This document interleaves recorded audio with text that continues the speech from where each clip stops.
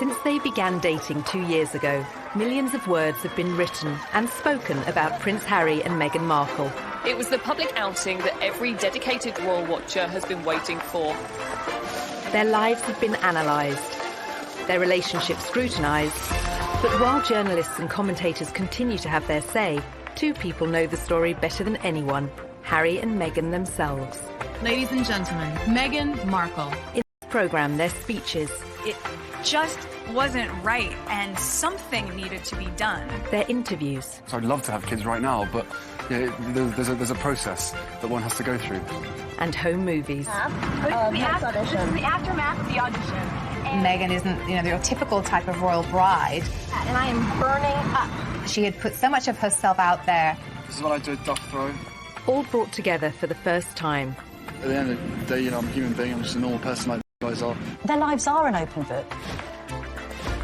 And that means we've painted a very quick picture of them together.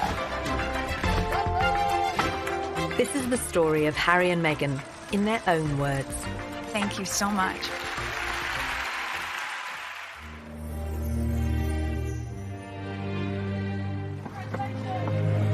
This afternoon, Prince Harry and Meghan Markle stepped hand in hand into the sunken garden at Kensington Palace. November 27th, 2017, and Harry and Meghan broke the news the world had been waiting for. 17 months after their first meeting, they were in love and about to be married.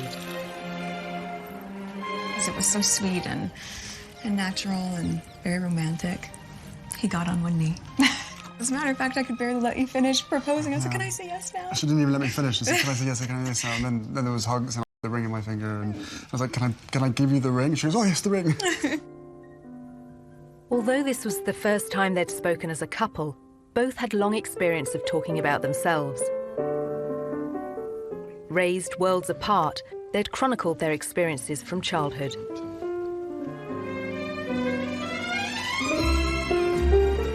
For Meghan, that was spent in Los Angeles, California, where she was born to her white father, Tom, and African-American mother, Doria.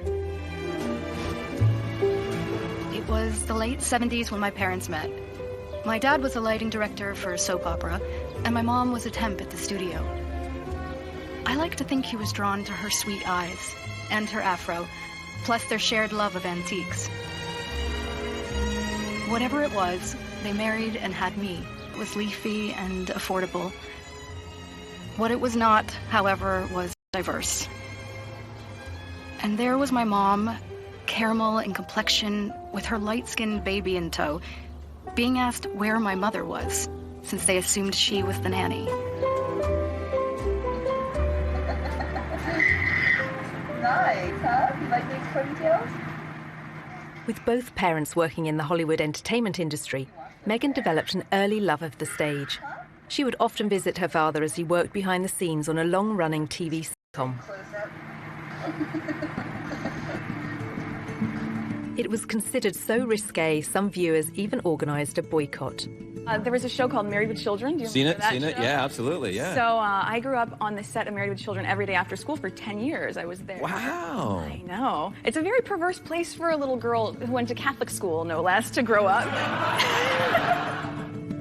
There were a lot of times my dad would say, Meg, why don't you go and help with the craft services room over there? This is just a little off-color for your eyes. I wasn't allowed to watch it at home. I could watch the end credits, so I could give the screen a kiss when I saw my dad's name go by. I mean, they seem very close as father-daughter. And, I mean, she was a striking child. She was beautiful. And everyone would comment on how cute she was. But beyond that, and more important than that, was the fact she was just a very nice little girl. Very respectful, and just really a sweet kid to be around. Meghan's parents divorced when she was still at primary school. She and her mother Doria lived in a relatively comfortable neighbourhood. But LA at that time was riven by racial tensions, and in April 1992, they boiled over. The acquittal of 4 white policemen filmed beating a black motorist sparked nearly a week of ferocious rioting. city pretty much burned in South Los Angeles. The skies were black, ashes everywhere. We didn't know how far they were going to reach, or we didn't think they were going to stop. It was kind of just like being in another world. The violence claimed 63 lives. 2,000 people were injured and 12,000 arrested. As it spread north towards Meghan's school, the 10-year-old and her mother had to run for shelter. They had let us go home during the riots, and there was ash everywhere. Oh my God, Mommy, it's snows. So I can imagine any parent would want to keep their child inside, because when your city's burning, when fear for your life, children shouldn't have to experience that.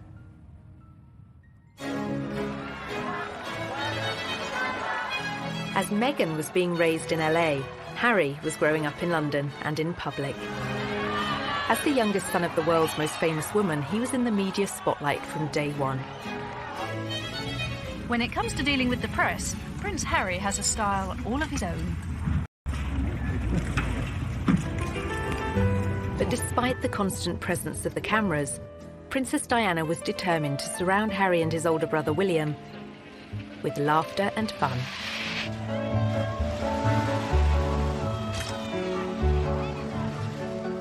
Our mother was a total kid through and through. When everybody says to me, so she was fun, give us an example, all I can hear is her laugh in my head. And that sort of crazy laugh of where there was just pure happiness shown on her face. When you look at Prince Harry as a child, there was always a sense that he was a lot more mischievous than his older brother, perhaps because he knew that he didn't have as much responsibility on his shoulders. One of her mottos to me was, you can be as naughty as you want, just don't get caught.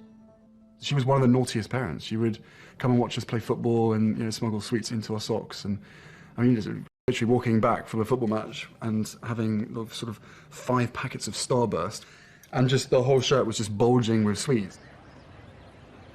I think that very much appealed to Prince Harry's character and sense of humour, this idea that he could be a bit of a royal rebel like his mum and still get away with it.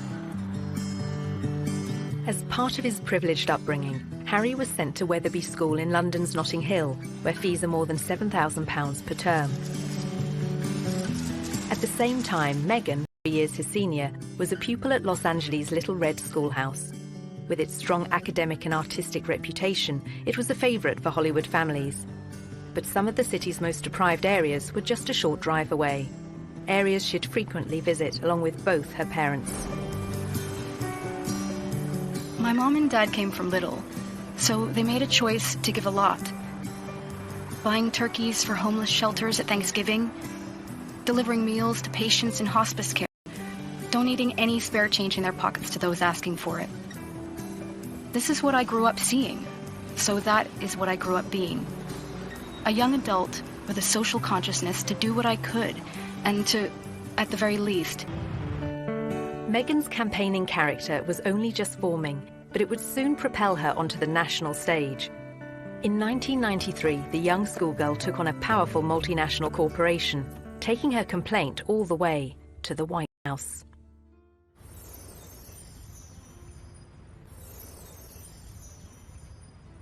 Ladies and gentlemen, please welcome Meghan Markle.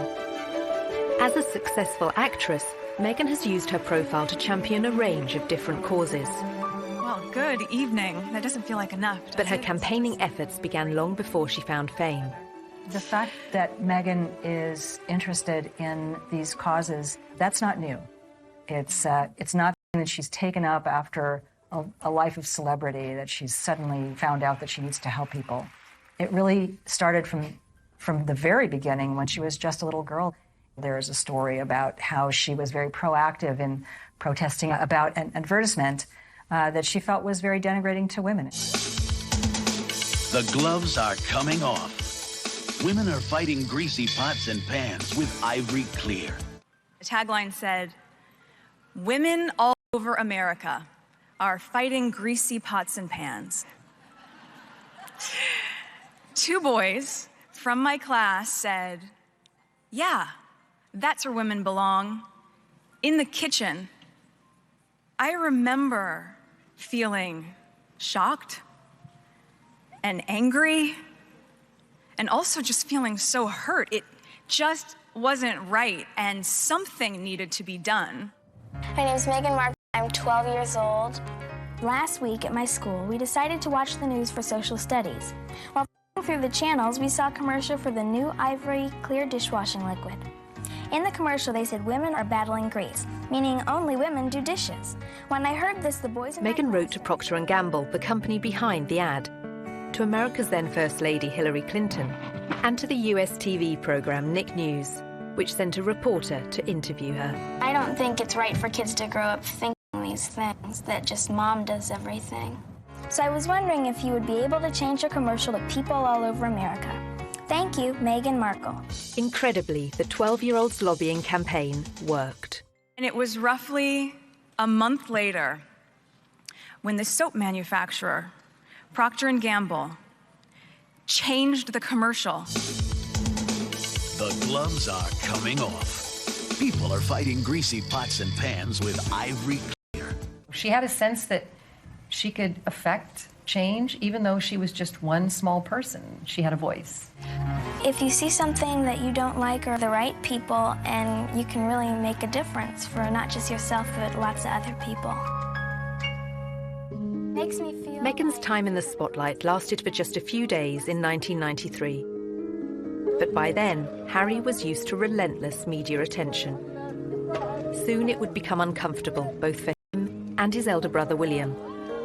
The reason? Their mother's very public and very bitter split from Prince Charles. It must be pretty tough when one day your father says it's all over, and you've got to split your time between here or with your mother.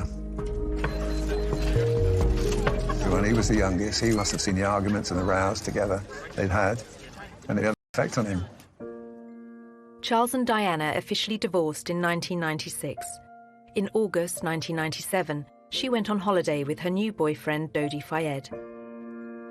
Pursued by the paparazzi through the streets of Paris, their chauffeur-driven car crashed in a city centre tunnel. 3 people were killed, including Diana.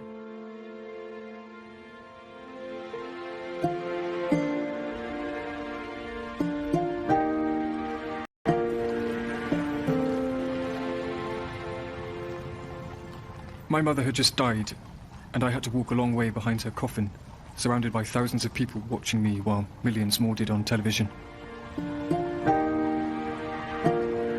I think everybody who witnessed the funeral and that young child walking behind his mother's coffin reflected on it and thought, goodness me, what effect is this going to have on this boy's life growing up?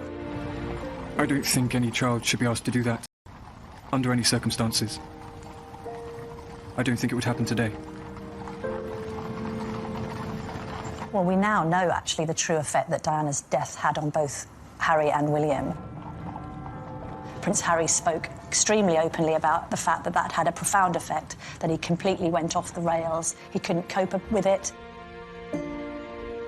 I can safely say that losing my mum at the age of 12, and therefore shutting down all of my emotions for the last 20 years, has had a quite serious effect on not only my personal life, but also my work as well. My way of dealing with it was, sticking my head in the sand, refusing to ever think about my mum, because why would that help? It's only going to make you sad, it's not going to bring her back. So from an emotional side, I was like, right, don't ever let your emotions be part of anything. Obviously, you know, he speaks from the heart. I mean, Diana was a super mother, and to lose that person just such a young age must have been terrible for him, and he said that. How much he misses her, how much he thinks of her every day. Probably been very close to a complete breakdown on numerous occasions, when all sorts of grief and sort of lies and misconceptions and everything's coming at you from every angle. Diana's funeral was watched by an estimated 2.5 billion people around the world. Among them, 16-year-old Meghan Markle. By then, she was a student at the all-girl Immaculate Heart High School in Los Angeles, Here, just 2 miles from Hollywood, her acting ambitions were taking shape. Long before I taught Meghan, I saw her in the school plays.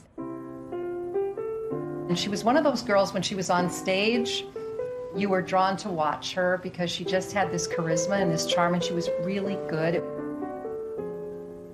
We have a musical and a play every year. And she was certainly one of the many shining lights that we have here at Immaculate Heart. Meghan's stage talents led her to enroll on a university course in theatre.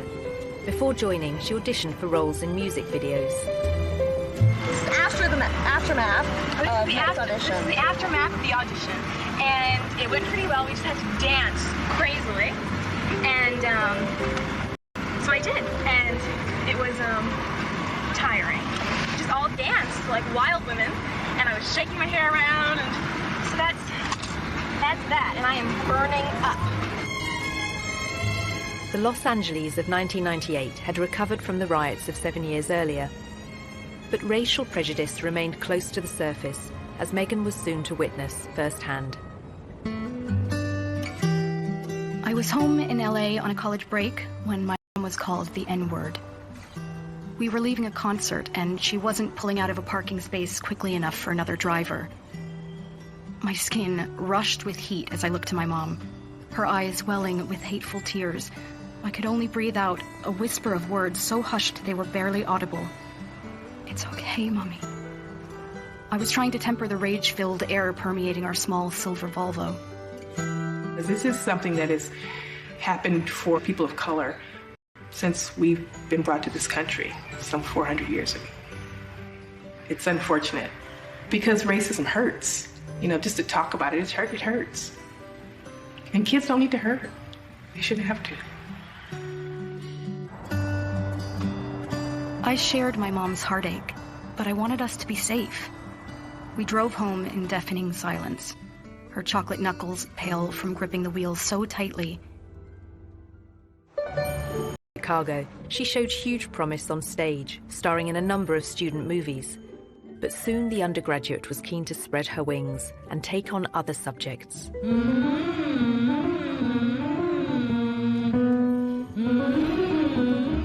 I had always been the theater nerd at Northwestern University.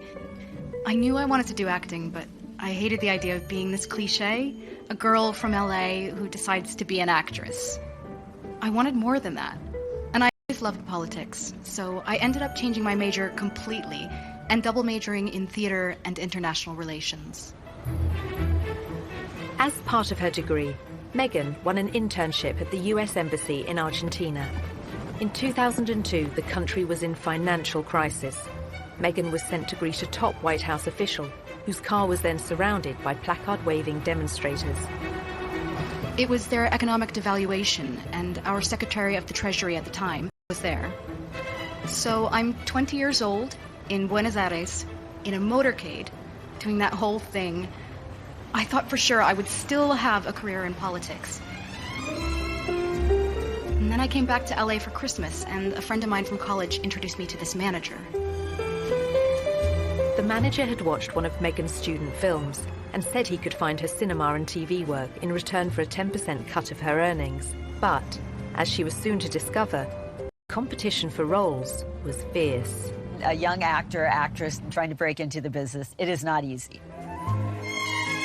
My parents had been so supportive, watching me audition, trying to make ends meet, taking all the odds and ends jobs to pay my bills. I was doing calligraphy, and I was a hostess at a restaurant, and all those things that actors do. There's so many people out here who want to get into the entertainment industry. It's difficult.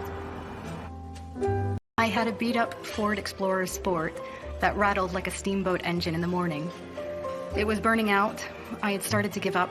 It was tired and running on empty, going from audition to audition, just as I was. I mean, you really have to be very self-promoting, and you have to be willing to, you know, knock on doors and be very motivated and have good self-esteem, because you could get eaten alive out here. I would drive to auditions and park at the back of the parking lot, far from the eyes of anyone who could see me unlocking the trunk and crawling into my car through its only feasible entry point. I would play it off, obviously, as though I was looking for something, reaching so deep for something that my car almost sucked me in to get it. Much like my experience in Hollywood, to be honest. Struggling, climbing hurdles. Now in her mid-20s, the most Meghan had to show for her efforts were bit parts in soap operas, TV dramas, and the odd movie.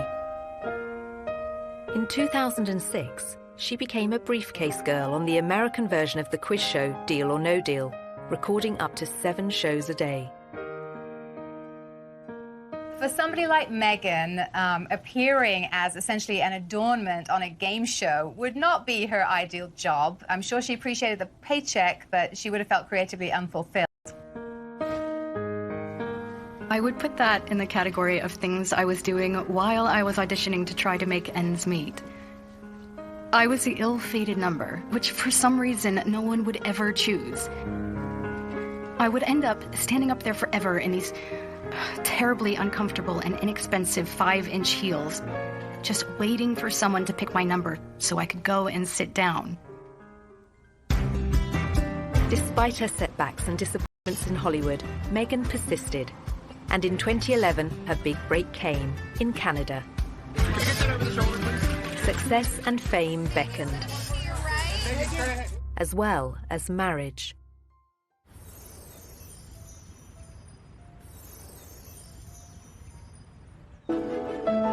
By her late 20s, Meghan Markle was still struggling to make it in Hollywood. Along with the hurdles facing all young actresses, she had a further challenge: her mixed-race heritage. It took quite a few years for Meghan really to be comfortable with her identity. Hollywood didn't help with that, and it must have been very hurtful and very frustrating for her at times. I'm biracial. Most people can't tell what I'm mixed with, and so much of my life has felt like being a fly on the wall. And so some of the slurs that I've heard, or the really offensive jokes, or the names, it's just hit me in a really strong way. Being ethnically ambiguous, as I was pegged in the industry, meant I could audition for virtually any role. I wasn't black enough for the black roles, and I wasn't white enough for the white ones, leaving me somewhere in the middle as the ethnic chameleon who couldn't book a job. But the breakthrough was getting closer. At one audition, a casting director advised Meghan to adopt a more natural look. She stopped me in mid-scene and said so simply, "You need to know that you're enough." She saw all that self-doubt beaming through the self-tanner and excessive blush. You need to know that you're enough. Less makeup, more Meghan. And that moment for me was a... As Meghan edged closer to fame, Harry was doing his best to escape the media spotlight. After finishing his studies at Eton, he took a gap year, then enrolled at the Sandhurst Royal Military Academy, passing out in 2006.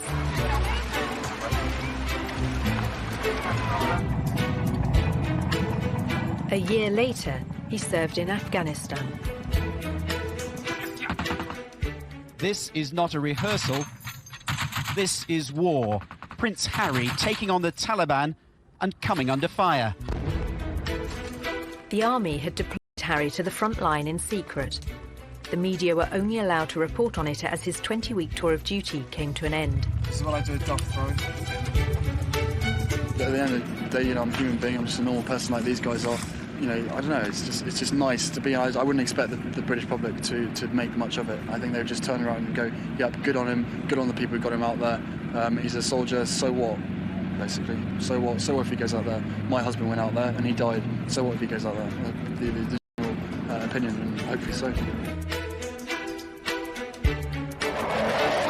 was very good at his job. He was very competent. And he fitted in very well with everyone that he worked with. There was no airs and graces with Harry. He just wanted to be treated the same as everybody else, which he was. He didn't expect any sort of special favours, being the Queen's grandson. Harry's determination to be treated the same as other soldiers won him praise from the media. but newspapers were less impressed by his behaviour when off duty. In 2012, pictures of a semi-naked royal enjoying time off in Las Vegas made the front pages. It was probably a classic example of me probably being too much army and not enough Prince. I don't really want to get into details of what I think or what other people think. You know, at the end of the day, I probably let myself down, let my family down, let other people down. But at the end of the day, you know, I was in a private area, and there should be a certain amount of privacy one should expect. Several months after the photos were published, Harry was on a second tour of duty in Afghanistan, this time as a captain and helicopter pilot. Approaching 30, he was making plans for a life post-army and fielding questions about his personal plans for the future. I don't think you can ever be urged to settle down. If you find the right person and everything feels right, then it takes time, especially for myself and my brother. You ain't ever going to find someone who's going to jump into the position that it would hold. Simple as that. By then, Meghan had found a long-term partner, American film and TV producer Trevor Engelson. They dated for 7 years, marrying in 2011. Suits, set in New York, but about to be filmed in Toronto. It was the 5th pilot I would have filmed. I remember hoping this one would see the light of day. Never would I have imagined that this show would not just change my career, but also change my life. Meghan won the part of Rachel Zane, an ambitious young paralegal. After years of slog, it was her breakthrough role. The show proved to be a success.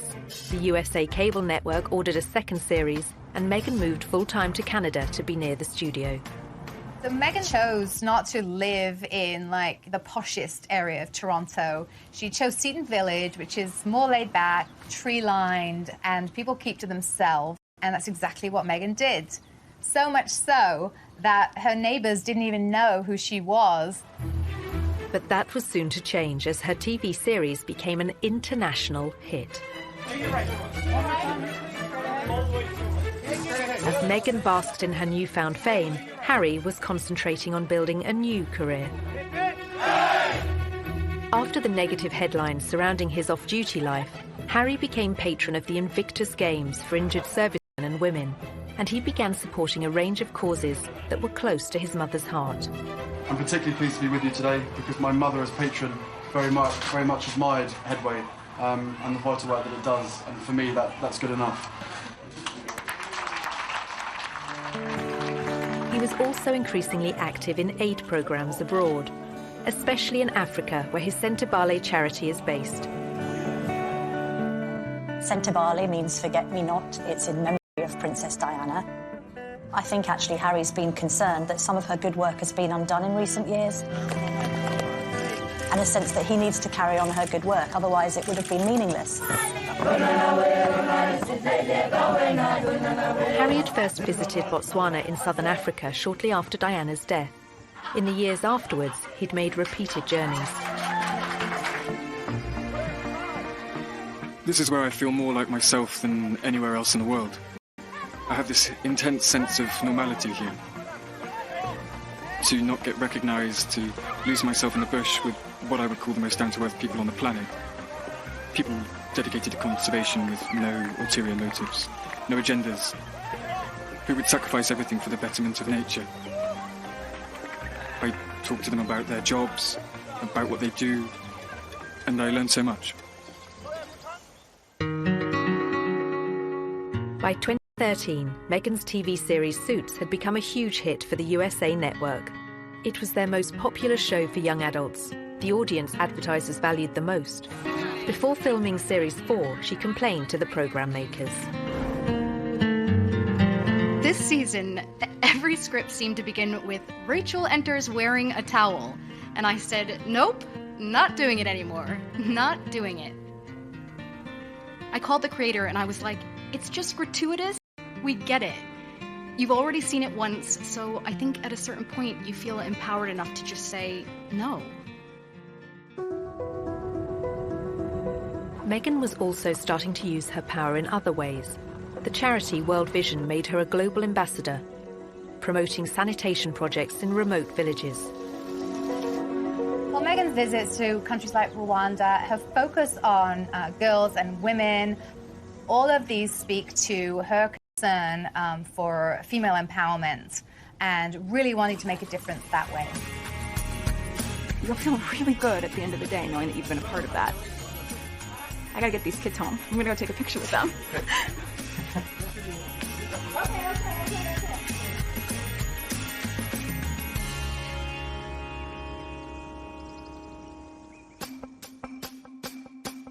Meghan's fame had coincided with sadness in her personal life. In 2013, she and Trevor Engelson divorced after 9 years together and 2 years of marriage. Although neither has ever spoken publicly about the split, commentators attributed it to the distance between them. While Meghan concentrated on her TV work in Toronto, he remained in LA. At 31, Harry was Also unattached, despite a series of girlfriends and a reputation as one of the world's most eligible bachelors. I said to Prince Harry, when are you going to get married? And he said, when are you going to get married? He's always had a string of pretty serious relationships with pretty serious women. He chose, for the longest period, Chelsea Davy, a very bright girl from Zimbabwe. I don't think that worked simply because, although she loved him, she didn't love the status of monarchy and the baggage that he came with him. And then De Bonus, again, another very bright spark, lovely girl. Again, loving Harry and being with Harry, but not the circus that comes around him. In 2015, a year after that latest split, Harry went on a tour of New Zealand and revealed his strong desire to start a family. Of course, I'd love to have kids right now, but yeah, there's a process that one has to go through. And, you know, tours like this is great fun. Hopefully I'm doing all right by myself. It would be great to have someone else to me to share the pressure. But, you know, time will come. Whatever happens, happens. When he first met Meghan in London in July 2016, they discovered much in common. Both their parents had divorced when they were young. They were famous, wealthy, and had a shared interest in the developing world. It was one of the first things we started talking about when we met, was just the different things that we wanted to do in the world and how passionate we were about seeing change. I think that was, that's what got day 2. Soon after that second date, their first holiday, Harry invited Meghan to the country he'd first visited in the aftermath of his mother's death 19 years earlier. I think about 3, maybe 4 weeks later, that I managed to persuade her to come and join me in Botswana, and we camped out with each other under the stars. She came and joined me for 5 days out there, which was absolutely fantastic. So then we were really by ourselves, which was crucial to me, to make sure that we had a chance to get to know each other. The couple kept their relationship secret throughout the summer of 2016. But then, at the end of October, the first headline appeared. You have a story like that and it breaks, and the rest of Fleet Street is then playing catch-up. And it was then after the story broke that you found people descending on Meghan's house, chasing after anyone that ever knew her, chasing after family members. I think both of us were totally surprised by the reaction after the first 5-6 months of when we had to ourselves of what actually happened from then. So I think you can have as many conversations as you want and try and prepare as much as possible, but we were totally unprepared for what happened after that.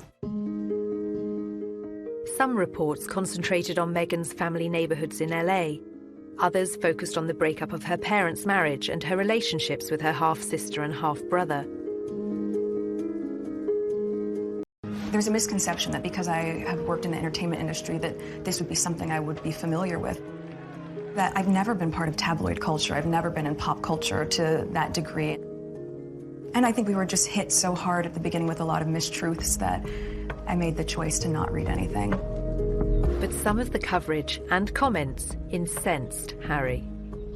Breaking news from Kensington Palace this morning. Prince Harry After 8 days of headlines, he came out fighting. I think that's one of the strongest statements I've ever heard come out of a palace.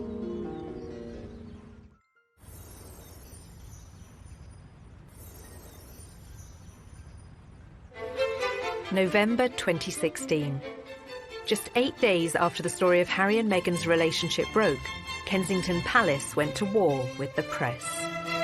Prince Harry is worried about Miss Markle's safety and is deeply disappointed that he has not been able to protect her.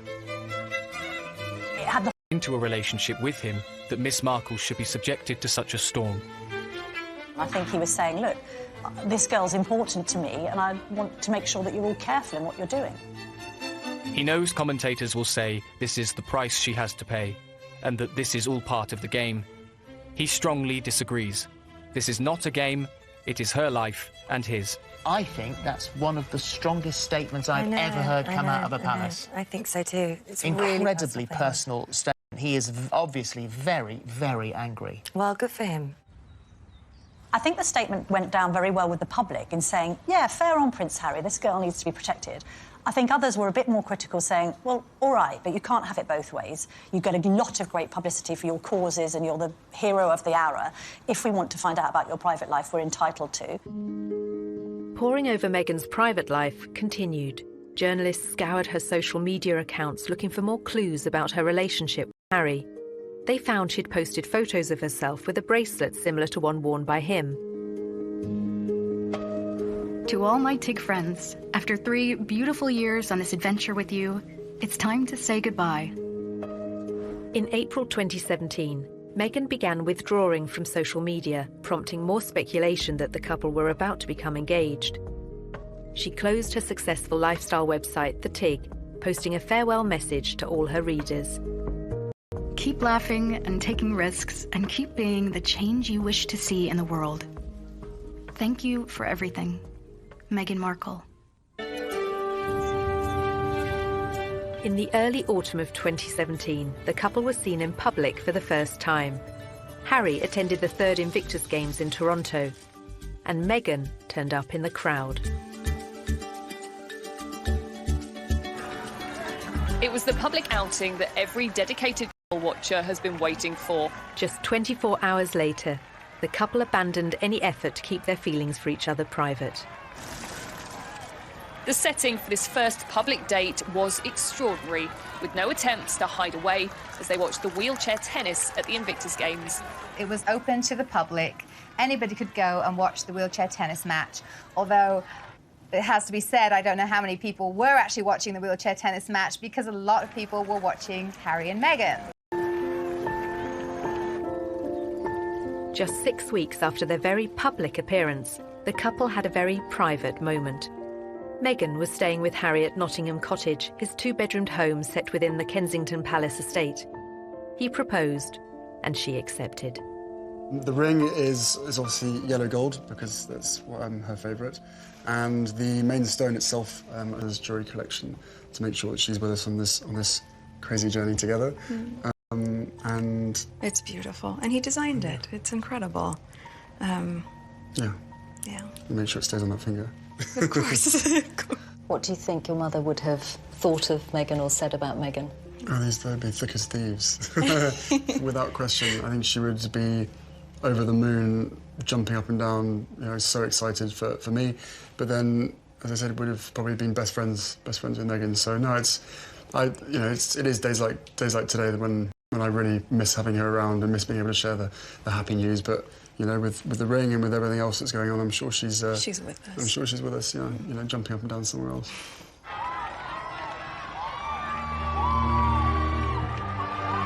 Since the announcement, Meghan has become the fresh face of royalty, connecting with a new generation, just as Harry's mother once did. I know that I'm in love with this girl, and I hope that she's in love with me, but we still had to sit down on the sofa, and I still had to have some pretty, frank conversations with her to say that, what you're letting yourself in for, it's a big deal. It's not easy for anybody, but I know that, at the end of the day, she chooses me, and I choose her. And therefore, whatever we have to tackle together or individually will always be us together as a team. After a life spent on the other side of the Atlantic, Meghan is now planning to become a UK citizen. She and Harry have also spoken of their wish to tour the Commonwealth.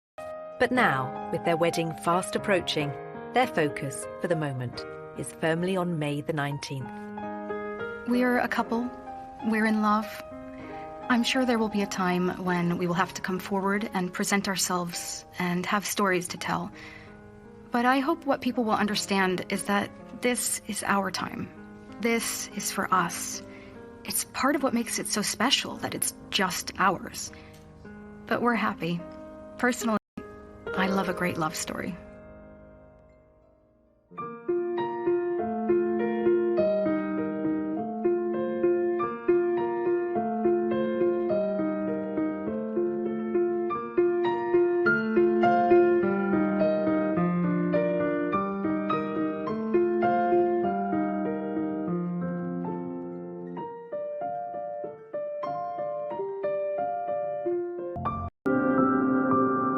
Nice, huh? You like these ponytails? With both parents working in the Hollywood entertainment industry, Meghan developed an early love of the stage. She would often visit her father as he worked behind the scenes on a long-running TV sitcom.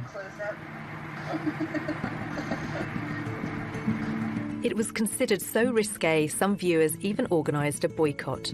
There was a show called Married with Children. Do you remember that Seen it? show? Yeah, absolutely, yeah. So I grew up on the set of Married with Children every day after school for 10 years. I was there. Wow. I know. It's a very perverse place for a little girl who went to Catholic school, no less, to grow up.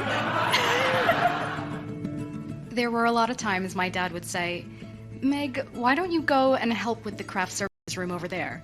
This is just a little off color for your eyes.